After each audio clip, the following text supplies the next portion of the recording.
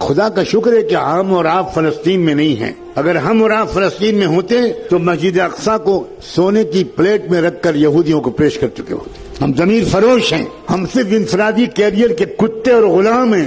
ہم نے اپنا اجتماعی اور قومی مقصد بالکل عرصے سے بلا رکھا ہے. آخری بات کہتا ہوں، اگر اس کے بعد آپ کی آج کی رات کی نیند حرام نہ ہو تو مجھے نہیں معلوم آپ کے اندر ایمان کا ذرہ باقی ہے کہ نہیں.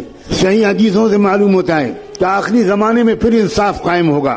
میں اس لیے کہہ رہا ہوں کہ پوری یقین سے کہہ رہا ہوں کہ نظام عالم بدلنے والا ہے. نظم عالم بدلے گا، نیا ورلڈ آرڈر آئے گا، ظلم کا دور ختم ہو کر رہے گا، انصاف کا دور قائم ہو کر رہے گا. مگر یہ سن کر آپ سوچیں گے واہ واہ واہ واہ واہ واہ واہ، یہ آخری بات تو حضرت نے کہی بس یہ یاد رکھنے کی ہے، باقی تو اور لوگ یاد رکھیں گے. جب انصاف کا نظام قائم ہوگا تو ہمیں کیا فکر کرنے کی ضرورت ہے. اب سنیے آگے، امام مہدی کے جس جماعت کے ذریعے سے دنیا بھر میں ایک نیا ورلڈ آرڈر آئے گا، امام مہدی کے ساتھ صرف 12,000 مسلمانوں. سن رہے ہیں آپ؟ 1 ارب مسلمانوں میں سے 12,000 اللہ تعالیٰ چھانٹے گا. اس کا مطلب یہ ہوا کہ 12,000 کو مائنس کر دیجئے، باقی لوگ اللہ کے نزدیک مسلمان ہی نہیں. یہ ہے کیفیت. ہوش میں آؤ لوگوں، بے ہوشی سے نکلو. اپنی بیویوں کو سمجھاؤ کہ بہت ہو گیا میک اپ، بہت ہو گیا مسخرہ پن. کچھ لمحے کے لیے سیریس گفتگو بھی کرو اپنی فیملی سے. مستقبل اسلام کا ہے، میں قسم کھا کے کہہ رہا ہوں. مستقبل یہودیت کا نہیں ہے، مستقبل صہیونیت کا نہیں ہے، مستقبل برہمنیت کا نہیں ہے، مستقبل اسلام کا ہے. لیکن میں مستقبل مسلمانوں کا ہے یہ نہیں کہہ رہا ہوں. بہت فرق ہے دونوں باتوں میں. مسلمانوں کا مستقبل اور اسلام کا مستقبل. بالکل ممکن ہے اور تاریخ میں پہلے ہو چکا ہے کہ اللہ ہم پرانے نسلی مسلمانوں کو ریجیکٹ کر کے نئی قوموں کو اسلام دے دے اور ان کے ذریعے سے اسلام کو غلبہ حاصل ہو جائے. نسلی مسلمان ناکارہ ہو گئے.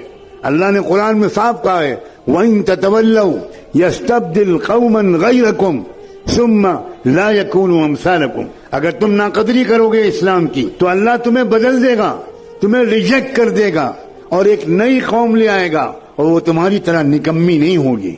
اور ہم دیکھ رہے ہیں ایک طرف مسلمانوں کے مرتد ہونے کا سلسلہ چل رہا ہے. آپ کی لڑکیاں مرتد ہو رہی ہیں.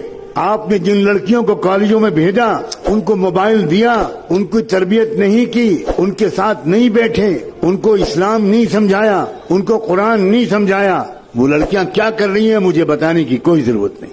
آپ اگر بے خبر ہے تو سوائے اس کے کہ آپ ماتم کریں ایک بار صبح اور ایک بار شام، اس کے سوا میں آپ کو کوئی مشورہ نہیں دے سکتا. اور ایک طرف کیا ہو رہا ہے، روزانہ کم سے کم 50 یا 100 غیر مسلم اسلام قبول کر رہے ہیں. مسلمان ریجیکٹ کیے گئے ہیں. اللہ تعالیٰ جاؤ تم جاؤ مندروں میں گھنٹہ بجاؤ اور آؤ تم آؤ. اس غزہ کے واقعے نے ایک عجیب طرح کی فتح دی ہے. وہاں تو جنگی فتح تو ہو ہی رہی ہے، وہ قوم پوری کے پوری شہید ہونے کے لیے تیار ہے. سلام بھیجتا ہوں میں ان نوجوانوں پر، کیسا ہے ان کا ایمان و یقین.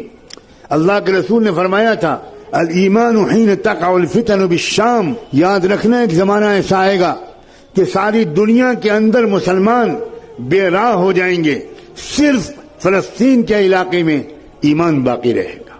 یہ حضور کی صحیح حدیث ہے. آج ہم اپنی آنکھوں سے دیکھ رہے ہیں کیا ایمان ہے وہاں.